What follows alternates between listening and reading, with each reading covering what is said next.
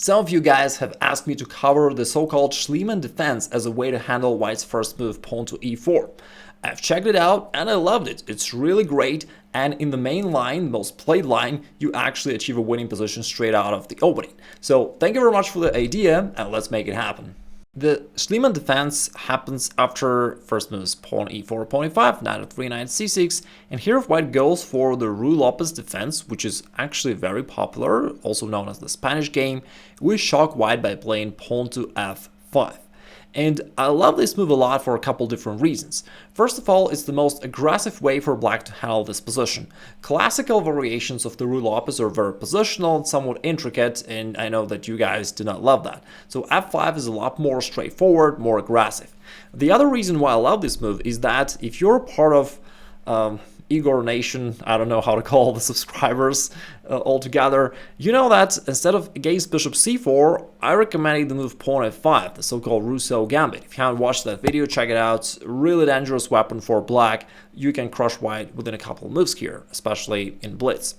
And so what I love about this variation is that we use the similar concept against bishop c4 and bishop b5. Doesn't matter, whatever white plays, you face that with the same variation. Pawn f5.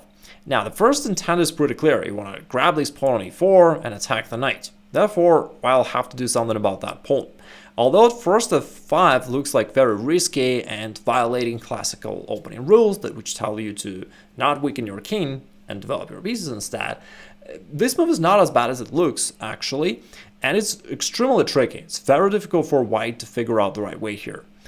For example, if white captures on f5, that's already wrong. Because after that, you push the pawn to e4, again similar to the Rousseau Gambit, and it turns out that this knight has no good squares to go to. It cannot go to e5 or d4 because you've got this knight on c6 that controls both of these squares. Similarly, it cannot go this way to the kingside because you've got a queen that cuts that off. And as white starts to realize that, they realize that, okay, perhaps they get a trade on c6 first, and after that the knight can go. Now, at this point, and in different positions of the Schliemann defense, you gotta be careful with white playing queen h5, delivering check to your king. Since you moved your f-pawn, it no longer covers your king. But clearly, you've got a lot of ways to defend that. So I'm just saying that you gotta watch over that, but it's not dangerous because you can prevent that in multiple different ways. You can just bring your knight out, for example. Or very often you can play queen g5 and counter-strike white. But in this particular case, what's best for black is queen to f6. Here you attack this knight on d4, and if it goes, you can pick up back this pawn on f5. And really, it's funny that in most cases, white loses this position within a couple moves. It's hard to believe it, looking at the situation right now. If white tries to defend this knight on d4 by playing pawn to c3, then you play bishop a6. And it cuts off white's king, it cannot castle anymore. Plus, the bishop controls this square d3 together with a pawn, which does not allow white to move the pawn and to develop normally. And white is really completely paralyzed here in this position. Plus on the next move you can play c5 and kick this knight away anyway, so that fails badly for white. Let's take it back. Instead, many of your opponents would be tempted to play queen h5 check. And let's not forget that your opponents usually think that you play some dubious moves, you're a complete beginner, you don't know what you're doing, and they expect to beat you quickly. But right the opposite is going to happen, because after g6, white is losing the game. You're here after this trade, for example, you're attacking the queen as well as this knight on d4, and white is going to lose it. For example, if the queen moves to g4, you happily grab this knight on d4, and now white may have some hopes to counterattack your king, but in fact it's completely safe here on d8, and rather you are going to be the one to attack white, because white is also completely passive here with a lot of weaknesses. I'll show you one potential variation. You don't need to remember it, it's just to show you the overall scenario of the game. For example, if white castles here, black played bishop d6 in this game. It turns out your rook is already extremely active from its starting square. Now with the bishop we're hitting this pawn on g2. White played g3. Black played knight to e7, winning in tempo by attacking this queen. The queen went back to g4. Black played bishop a6, this time bringing the bishop into play with the tempo. And after rook to e1, black finished it off in style with rook takes h2, deflecting the king. And now queen takes f2 is coming anyway, and after queen takes f2, black is going to grab the rook and checkmate white within a couple moves. So that's how easily you can really completely dismantle white here. The next variation is strangely enough somewhat similar.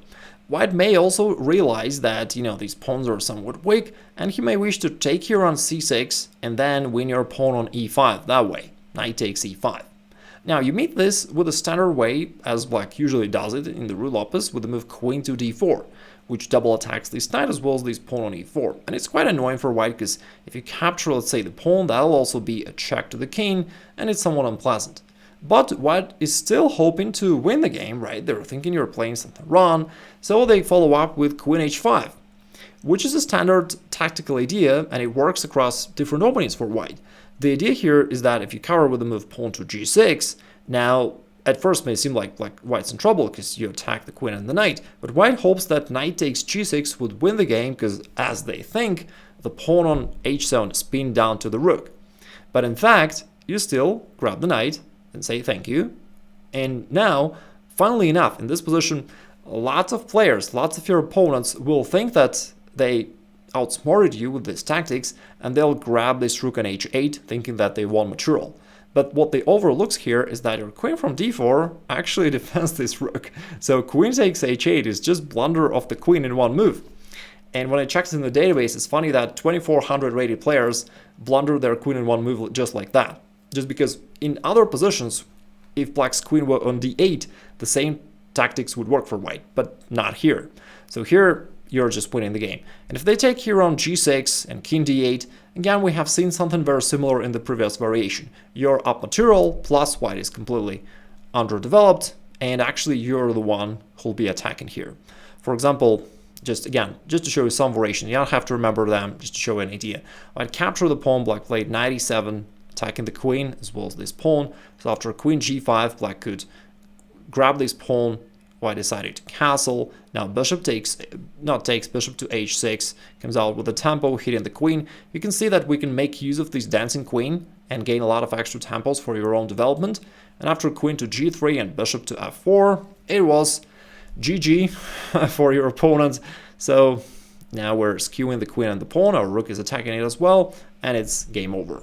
Now let's get to better moves of white, and one of them is playing pawn to d3. And clearly a lot of your opponents will play this move. You attack the pawn, they want to defend it.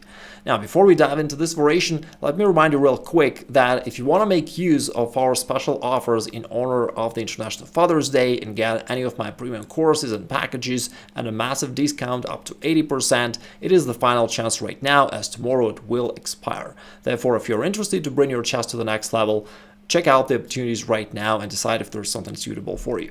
Alright, so speaking about white playing pawn to d3, I recommend that you take here on e4, because now if white captures on e4, you can no longer push forward, so you do need to care about this pawn. The easiest way to defend it is just to trade it off. Then you follow up with knight to f6, taking aim at this pawn on e4. Most of your opponents will defend it with knight to c3. And now you continue bishop b4, continuing the same idea. Now you're pinning this knight and therefore renewing the threat to this pawn on e4.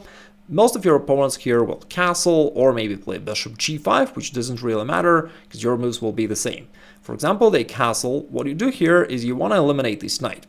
Notice that it is no longer pinned, and therefore if you don't take right now, your opponent may jump to d5. Let me just show you knight to d5, and that'll put some pressure to your position. It's a little bit annoying. So you want to eliminate this knight. Also, that breaks his pawn structure completely. All these pawns are currently weak, while your pawn structure is really solid. So pawn d6.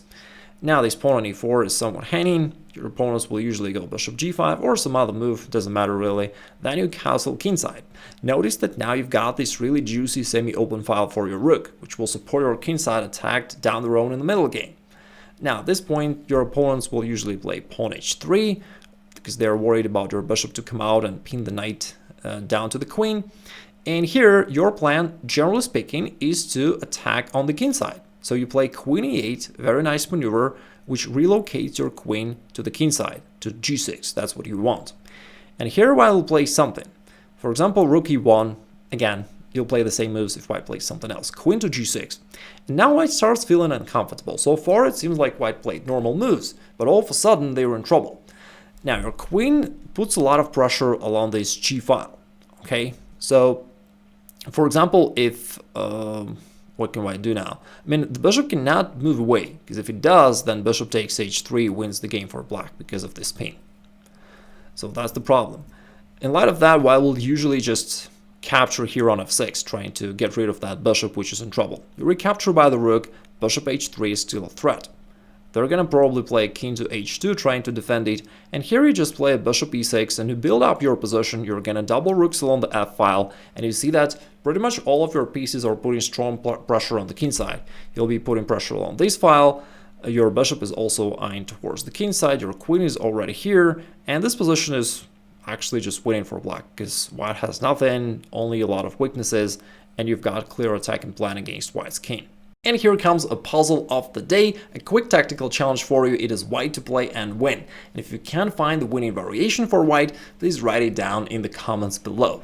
I hope that you enjoyed the Schliemann defense. Give it a like if you did, and you may also consider subscribing if you're getting value from these videos so that we can stay in touch. Wishing you all the best. Take care.